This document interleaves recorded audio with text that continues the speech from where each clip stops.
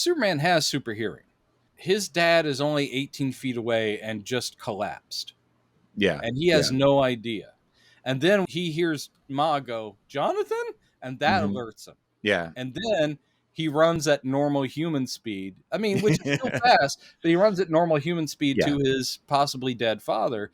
He should just like poof, appear next to Jonathan. There's a lot of moments like that. Because the idea later on when he walks out of the Daily Planet building, she is screaming for her life, hanging from a helicopter, and he's completely oblivious until he sees her hat on the ground.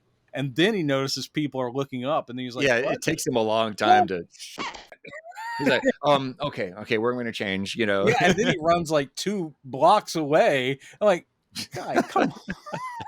It would make sense, like later in the film when he hears Lex Luthor's same thing. noise, he's able to jump out the window unnoticed because everybody's watching the TV of the missile launches. But he wouldn't need to be looking around. He could have just disappeared. Yeah, that's true. I literally think at that point they weren't thinking in terms of how his super speed works or how they could use it on film. And as far as Jonathan's death, you could argue too, because it's true at that point. I mean, Jor-El says it, you have amazing powers, only some of which you've yet discovered. Yeah. It doesn't explain the other things later, but yeah, you could argue maybe his super hearing isn't really finely attuned yet. These are the buy-ins. Yeah. There's always buy-ins if you're like a fan of comics and superheroes and you see them, you know, like on the big screen where people try to take them more seriously depending on the project.